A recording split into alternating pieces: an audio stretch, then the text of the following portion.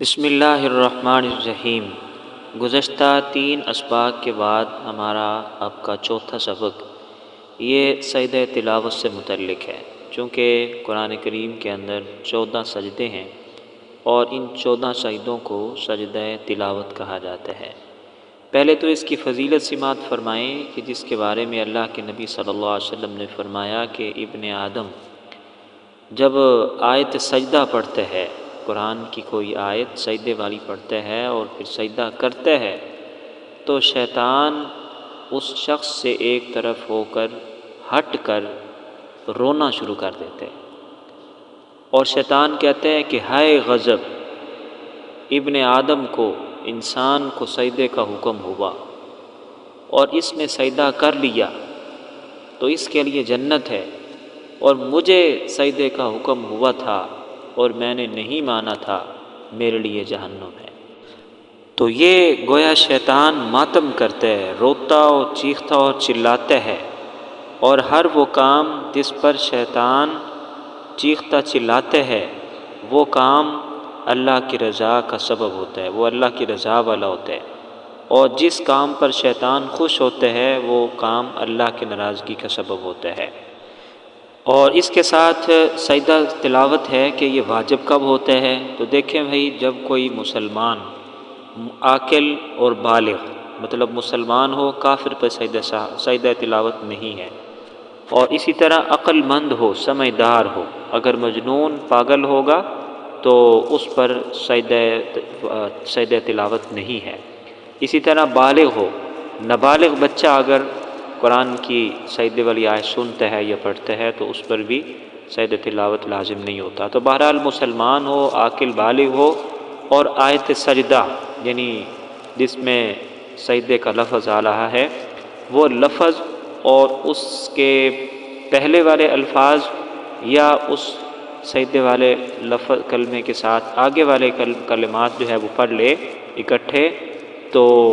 پڑھ لے تب بھی سجدہ تلاوت واجب ہو جائے گا، یا اسی طرح جو ہے وہ کسی سے آیت سجدہ سن لے تو تب بھی اس پر آیت سجدہ واجب ہو جاتا ہے۔ یہی وجہ ہے کہ امام بھی جو پڑھنے والے وہ بھی سجدہ تلاوت کرتا ہے، اس پر بھی لازم ہوتا ہے، اور مقتدیوں نے چونکہ حافظ صاحب سے، امام صاحب سے سنا ہوتا ہے آیت سجدہ کو، تو ان پر بھی سجدہ تلاوت لازم اور واجب ہو جاتا ہے۔ اور باقی اس کا طریقہ کیا ہے؟ تو بالکل آسان ہے، ہاتھ کوئی نہیں اٹھانے اور ایسے ہی اللہ اکبر کہنا ہے، ہاتھ نہیں اٹھانا، بس اللہ اکبر کہتے ہوئے سیدھا سجدے میں چلے جائیں، اور جو تسبیح ہے سبحان ربی الاعلیٰ 3 دفعہ یا 5 دفعہ یا 7 دفعہ، بہرحال یہ طاق عدد میں، تو یہ پڑھ کر اور پھر اللہ اکبر کہے، بس یہ سجدہ پورا ہو گیا۔ یعنی اللہ اکبر کہہ کے سجدے میں جانے، تسبیح پڑھنی ہے اور اللہ اکبر کہہ کے اٹھ جانا ہے، اس میں کوئی تشہد نہیں ہے، کوئی سلام نہیں ہے، کچھ بھی نہیں ہے۔ اچھا، اس کے ساتھ یہ بھی ہے کہ اگر آیت سجدہ بھول گیا، بس اوقات امام صاحب بھول جاتے ہیں کہ یہاں سجدہ کروانا تھا لیکن نہیں کروایا، اور سامع نے آیت سجدہ پڑھ کر لقمہ دیا، پھر امام نے اسے دہرایا، تو اب دیکھو پہلے امام نے 1 دفعہ آیت سجدہ پڑھی اور سجدہ نہیں کیا تھا، مقتدی بھی سن چکے ہیں، اور پھر سامع نے وہی آیت سجدہ پڑھی، 2 ہو گئے، پھر امام نے دوبارہ وہ آیت سجدہ پڑھی، یہ 3 ہو گئے۔ یہ اگرچہ 3 دفعہ آیت سجدہ پڑھی گئی ہے لیکن سجدہ ایک ہی کافی ہے، 3 سجدے نہیں ہوں گے۔ اور اس چیز کا خیال رکھیں کہ جب سجدے والی آیت مکمل ہو تو فوراً سجدہ ادا کر لینا چاہیے، اس میں تاخیر نہیں کرنی چاہیے۔ اگر اس کے بعد ایک آیت پڑھ لی تو کوئی حرج نہیں، لیکن 2 اور 3، جب 3 آیتیں بھی مزید اس کے بعد آگے اور پڑھ لی ہیں اور پھر سجدہ کر رہا ہے تو یہ سجدے میں تاخیر ہو گئی، سجدے کو اس نے لیٹ کر دیا، تو اس لیٹ کر دینے کی وجہ سے آخر میں سجدہ سہو کرنا لازم ہو جائے گا۔ تو بہرحال اس چیز کا خیال رکھنا چاہیے، جیسے ہی آیت سجدہ پڑھی فوراً سجدہ تلاوت کر لینا چاہیے۔ اور اگر کسی شخص نے آیت سجدہ پڑھی ہے لیکن سجدہ ادا نہیں کیا، یہاں تک کہ سلام پھیر دیا، تو اب یہ کیا کرے؟ اب دیکھیں کہ اگر تو سلام پھیرنے کے بعد اس نے کسی سے بات کر لی ہے یا اس نے کوئی نماز کے منافی حرکت کر لی، مطلب کوئی چیز کھا لی ہے، کوئی چیز پی لی ہے، تو اب تو بھائی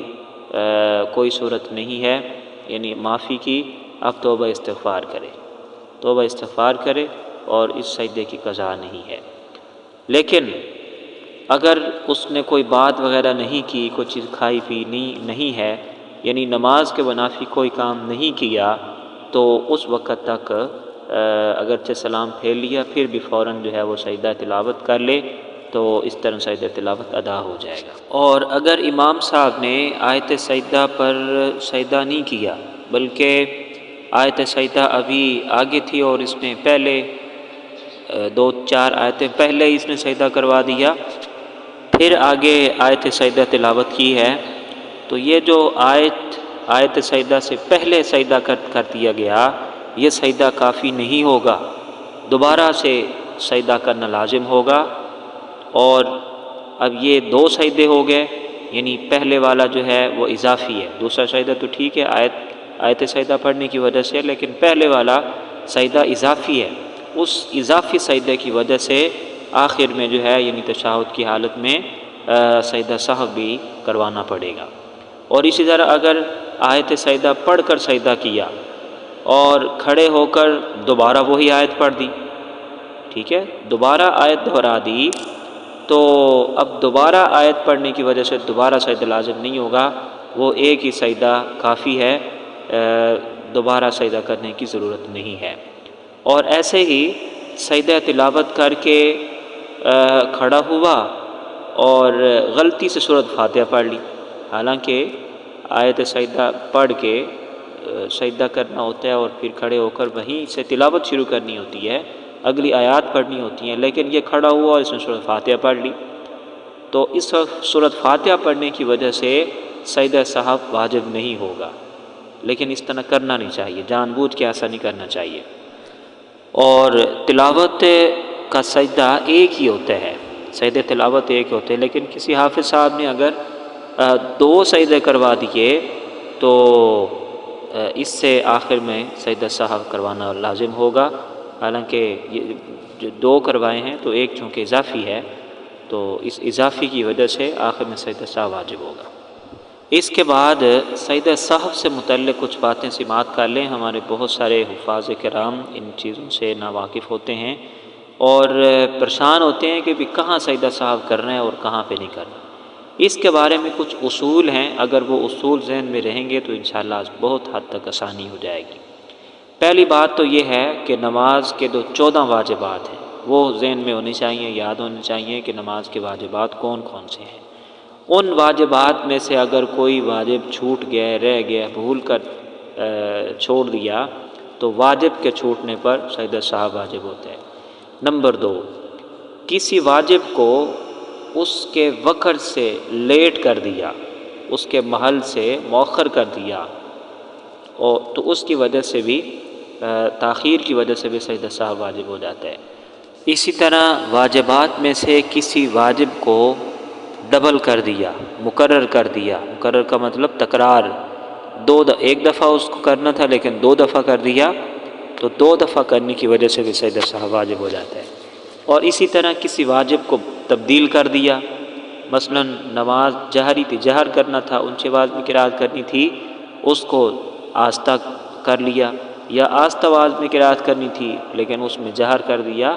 تو اس صورت میں بھی سجدہ سہو لازم ہو جاتا ہے۔ اسی طرح نماز کے فرائض میں سے کسی فرض کو اس کے محل سے مؤخر کر دیا، تو واجب میں تاخیر ہو جائے تو تب بھی سجدہ سہو واجب ہو جاتا ہے، اور اسی طرح فرض میں نماز کے 13 فرائض ہیں، مگر یہاں اندر والے 6 مراد ہیں، ان میں سے کسی واجب میں کسی فرض میں تاخیر ہو گئی تو فرض میں تاخیر ہونے کی وجہ سے بھی سجدہ سہو واجب ہو جاتا ہے۔ اسی طرح کسی فرض کو اس کے محل سے مقدم کر دیا تب بھی، اور کسی فرض کو 2 دفعہ ادا کر دیا، رکوع 1 دفعہ ہوتا ہے لیکن 2 دفعہ اگر کر لیا تو سجدہ سہو لازم ہو جائے گا۔ باقی سجدہ سہو کیسے کرتے ہیں؟ تو بھائی آخری قعدہ میں، اگر 2 رکعت والی نماز ہے تو اس کا ایک ہی قعدہ ہے، آخری وہی، پہلا اور آخری وہی ہے، اور اگر 4 رکعت والی ہے تو اس کا 4 رکعت کے بعد جو آخری دوسرا قاعدہ ہے، تو آخری قاعدہ میں اتحیات پوری پڑھ لیں اور اتحیات کے بعد دائیں طرف ایک سلام پھیریں اور 2 سجدے کریں، اور پھر قاعدہ میں بیٹھیں، تشہد پڑھیں دوبارہ اور درود شریف پڑھیں، دعا پڑھ کر پھر آخر میں سلام پھیر دیں۔